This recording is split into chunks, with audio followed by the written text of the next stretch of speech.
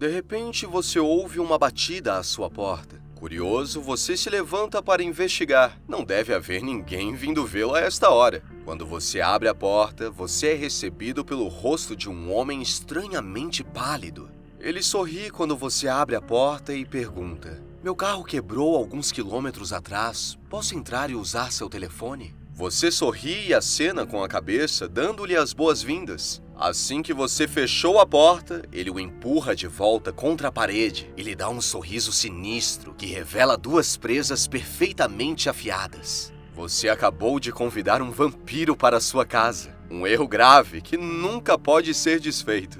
Antes de continuar com o tema de hoje, se gosta de mitologia e lendas, se inscreva no canal para receber mais vídeos como esse e ficar por dentro do universo mitológico. Ao longo da história da lenda e da tradição de contar histórias, apareceu um conjunto particularmente perigoso de criaturas que se alimentavam da força vital dos seres humanos. Nos dias de hoje, eles são conhecidos como vampiros. Embora existam muitas lendas diferentes de vampiros, parece que os primeiros vampiros eram, na verdade, uma forma de revenante. Um revenante era conhecido por ser uma criatura que havia morrido e que foi levada a retornar à Terra por causa das más ações que havia cometido em sua vida anterior, ou por causa de negócios inacabados. Se pensava que os primeiros vampiros eram uma forma de revenante que visava suas vítimas, atacando-as e banqueteando-se com seu sangue. Se acreditava que o vampiro original estava inchado na forma e tinha características escuras, semelhante ao que seria esperado de um cadáver nos estágios iniciais da decomposição. Se acreditava também que eles muitas vezes dormiam no subsolo, em caixões durante o dia, apenas para acordar à noite e causar estragos em sua cidade. Havia, no entanto, maneiras de rastrear essas criaturas. Uma das mais fáceis era procurar no cemitério por sinais de buracos acima dos túmulos. Segundo os antigos, esses buracos indicavam o local de descanso de um vampiro.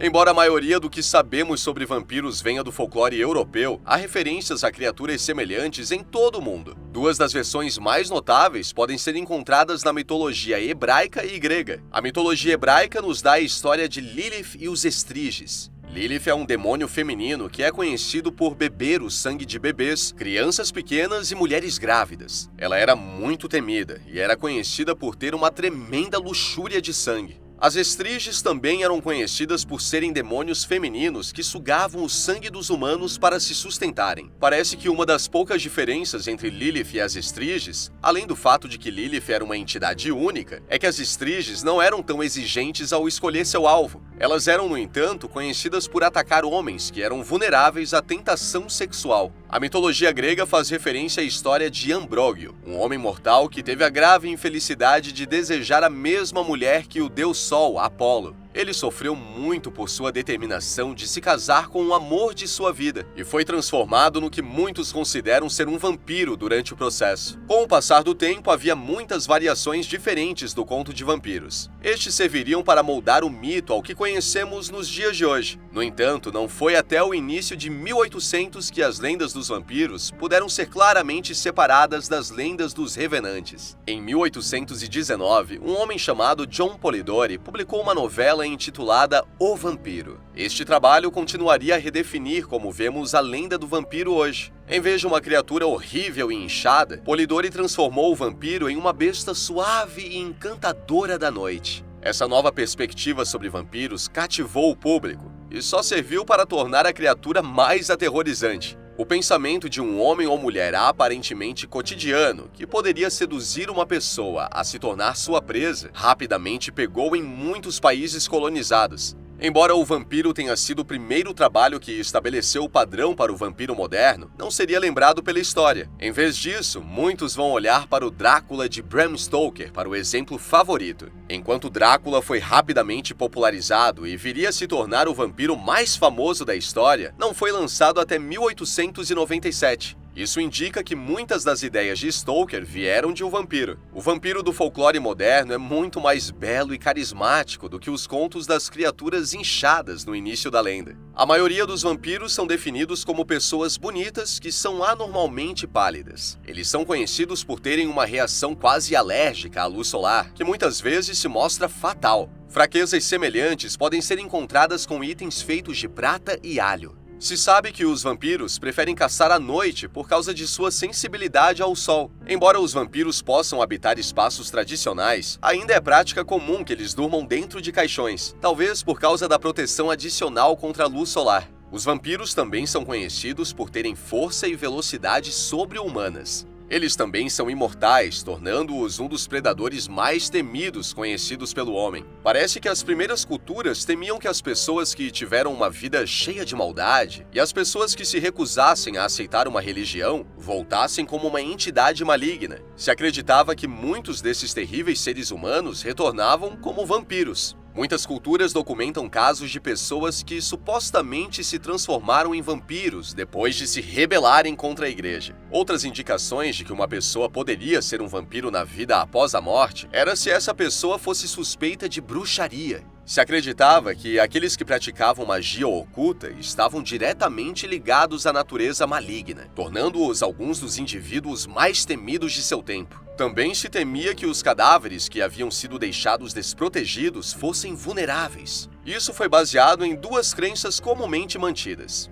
A primeira crença era que depois que o espírito de uma pessoa deixava o corpo, um novo hospedeiro tinha a oportunidade de usar o corpo para interagir com o mundo vivo. Se temia muito que os corpos que não fossem devidamente guardados antes do enterro, ou corpos que não tivessem recebido ritos fúnebres adequados, se tornassem possuídos por um espírito maligno. Se pensava que esses espíritos malignos voltariam como um vampiro e atacariam os vivos. A segunda crença era que um animal selvagem poderia de alguma forma amaldiçoar um corpo que não fosse guardado, pulando sobre ele. Quando um animal, especialmente um cão ou um gato, pulava sobre o corpo de um cadáver recém-passado, se pensava que o cadáver se transformaria imediatamente em um vampiro na noite seguinte. Também parece haver algum tipo de conexão entre impureza e vampirismo. Durante a peste negra, muitas pessoas sem instrução acreditavam que a praga foi transmitida por vampiros que voltavam à noite e infectavam a população saudável restante. Isso provavelmente ocorreu porque as vítimas da peste eram frequentemente deixadas com manchas de sangue ao redor de suas bocas, algo que poderia ser facilmente mal interpretado pelos desinformados. Se acreditava também que um corpo que tinha uma ferida que não havia sido tratada por água fervente era vulnerável a se tornar um vampiro. Esse conhecimento às vezes era usado como conhecimento preventivo, pois era comum que a água fervente fosse derramada sobre uma sepultura como parte dos ritos fúnebres. Quanto mais você souber sobre as capacidades de uma criatura, melhor você será capaz de se proteger contra essa criatura. Esta foi a posição que foi tomada por muitas pessoas que temiam que um vampiro pudesse se esconder em sua comunidade. Sabia-se que os vampiros não podiam ficar na presença do que era santo. Isso fez com que muitos se voltassem para o solo consagrado, igrejas, templos, cemitérios, em busca de refúgio. Também se sabia que os vampiros só eram ativos à noite, o que levou muitos a implementar toques de recolher para a proteção de seus cidadãos. Também foi alegado que os vampiros não podiam atravessar a água corrente. Isso provavelmente foi usado por cidadãos que temiam ser seguidos por uma entidade maligna. Além disso, sabia-se que os vampiros não podiam entrar em uma casa a menos que fossem convidados a entrar. Uma vez que eles tivessem sido convidados, no entanto, eles poderiam ir e vir como quisessem. Era comum pensar que os vampiros não tinham reflexos ou sombras. Isso era frequentemente usado para determinar o status de vampiro de um indivíduo. Muitos que temiam um ataque de vampiros colocariam espelhos voltados para fora em suas portas. Se um estranho batesse e pedisse para ser convidado, o dono da casa verificaria seu reflexo e sombra antes de deixá-los entrar. Se acreditava também que os vampiros tinham uma estranha fixação com números. Por causa disso, as pessoas muitas vezes deixavam sacos de sementes ou grãos de arroz perto de suas portas. Se acredita que uma vez que um vampiro visse essas coisas, ele ou ela seria forçado a contá-las até que soubesse o número exato. Isso era uma ótima forma de proteção para os cidadãos. Deixar um saco de sementes para o vampiro contar garantiria que eles ficassem presos lá até o sol nascer. Como o vampiro não suportava o sol, ele seria morto. Uma das práticas mais comuns associadas à luta contra vampiros, estacá-los com madeira afiada, também foi usada como medida de proteção. Sempre que um vampiro era suspeito na comunidade, as sepulturas eram revistadas e as pessoas culpadas eram questionadas. Por causa do medo de vampiros voltarem dos mortos, muitos adotaram práticas funerárias que se pensava que mantinham cadáveres em seus túmulos. Um dos métodos populares era decapitar o corpo. Muitas culturas acreditavam que a alma às vezes permanecia no corpo após a morte, mas que decapitar a cabeça poderia forçar a alma a seguir em frente e impedi-la de causar problemas. Também era comum que os cadáveres fossem colocados em posições que dificultassem a fuga da sepultura. Muitos cadáveres foram enterrados de cabeça para baixo, enquanto outros foram presos ao chão por estacas de cravação através de suas cabeças, corpos ou roupas. Algumas culturas chegaram ao ponto de cortar os tendões nos joelhos do cadáver para que ele não pudesse andar na morte. Ambrógio, o primeiro vampiro. Embora certamente não seja tão popular quanto Drácula, a mitologia grega fala de Ambrógio, possivelmente o primeiro vampiro a refletir mitos modernos. A história conta que Ambrógio estava visitando o templo de Apolo quando conheceu o oráculo do templo, Selena. Assim que a viu, ele se apaixonou e ficou determinado a passar o resto de sua vida com ela. Ele planeja pedir-lhe a mão em casamento. O que Ambrógio não sabia, no entanto, era que Apolo também desejava Selena para si. Apolo pensou então em como ele poderia impedir Ambrógio de se casar com Selena. Em seu ciúme, ele amaldiçoou Ambrógio a ser queimado pela luz do sol sempre que os raios tocassem sua pele. Com essa nova condição, Ambrógio não podia ficar com seu grande amor. Então ele busca a ajuda de Hades e Ártemis. Hades oferece ajuda a Ambrógio, mas exige que ele roube o arco de prata de Ártemis para realizar uma missão em troca. Ártemis fica furiosa com o roubo e amaldiçoa Ambrógio a ser queimado por prata sempre que ele é tocado por ela como vingança. Com o passar do tempo, Ártemis tem pena de Ambrógio e lhe oferece assistência. Ela lhe dá força sobre-humana e imortalidade e presas que ele podia usar para matar bestas. A lenda também sugere que esse sangue seria usado para escrever poemas de amor para Selena. Eventualmente, Selena escapa de Apolo e se encontra com Ambrógio. No entanto, ela é amaldiçoada pelo fato de que ela era mortal e Ambrógio não era. Ártemis vem em socorro do casal novamente, dizendo a Ambrógio para beber o sangue de Selena. Embora seu corpo fosse tecnicamente morto, seu espírito se tornaria imortal e ela seria capaz de viver o resto de sua vida com Ambrógio. Se acredita que o sangue combinado de Selena e Ambrógio pode ser usado para transformar qualquer humano em um vampiro. Há também muitos contos de vampiros poderosos que causaram terror nos corações dos vivos, que podem ser rastreados até pessoas reais. Esses monstros da vida real são provavelmente parte do motivo pelo qual o mito do vampiro é tão popular nos dias modernos. Vlad, o Empalador. Vlad era um homem poderoso que vivia na Valáquia, mas nos dias modernos ele é conhecido por sua brutalidade feroz. Ele era conhecido por gostar de empalar seus inimigos em estacas e deixá-los morrer lentamente. Há também rumores de que ele gostava de comer pão que havia sido mergulhado no sangue de suas vítimas. Algumas versões deste boato afirmam que ele comeu pão mergulhado em sangue de inimigos que ainda estavam em processo de morte e o comeu enquanto os observava dar seus últimos suspiros. Condessa Elizabeth Bathory. Enquanto muitos assumiriam que uma condessa seria gentil e bem culta, a condessa Elizabeth Bathory provou ser a exceção. Ela nasceu na Hungria no ano de 1560 e morreu em 1614. Durante seus anos de vida, ela era conhecida por ter o sangue de muitas vítimas em suas mãos. Literalmente. Ela era conhecida por ter seus inimigos trazidos a ela para que ela pudesse morder sua carne, talvez como uma forma de tortura. Mais tarde, ela se banhava no sangue deles, supostamente como um tratamento de beleza.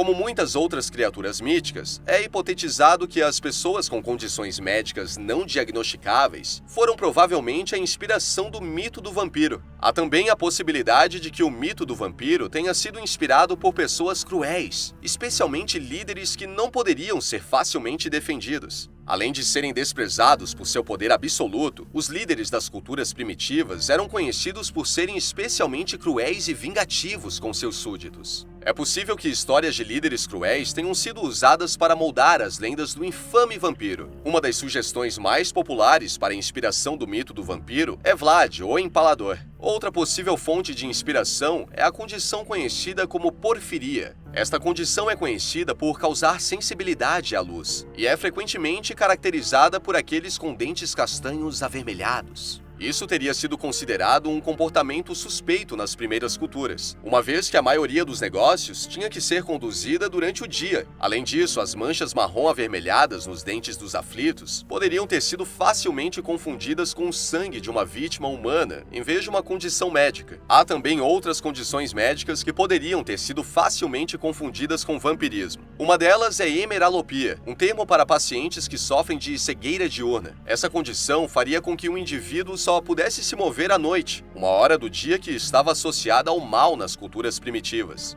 Outra condição é a hematodípsia, um termo para aqueles que sofrem de uma sede sexual de sangue. Esses pacientes conectam a sede de sangue com atividades sexuais, algo que teria causado muita suspeita e medo em tempos anteriores. Há também a possibilidade de que o mito do vampiro tenha sido causado pela falta de conhecimento sobre a decomposição corporal. Se pensava comumente que os vampiros dormiam em caixões durante o dia. Isso é provável porque, quando os corpos eram desenterrados para verificar se havia sinais de vampirismo, era comum ver o cadáver se mover ou sentar-se sempre que a tampa do caixão era aberta. Isso provavelmente teria sido interpretado como reanimação pelas culturas primitivas. Nos dias modernos, no entanto, sabemos que isso acontece por causa de um processo natural de decomposição. Embora não tenhamos mais que ter medo de ataques de vampiros nos dias modernos, ainda existem grupos de pessoas que acreditam que são vampiros. Muitas dessas comunidades estranhas podem ser encontradas online e existem nas sombras da sociedade. Eles são conhecidos por beber pequenas quantidades de sangue, supostamente para se manterem saudáveis, de doadores dispostos em rituais de alimentação privados. Embora essas pessoas pareçam pensar que o consumo de sangue humano é feito por razões puramente relacionadas à saúde, elas geralmente mantêm suas práticas privadas para impedir o potencial de pânico relacionado a vampiros. Qual a sua opinião sobre os vampiros? Afinal, eles realmente existem? Deixa sua opinião aqui nos comentários que eu quero muito saber. Se gostou desse vídeo, deixa seu like e se inscreva no canal caso ainda não seja inscrito.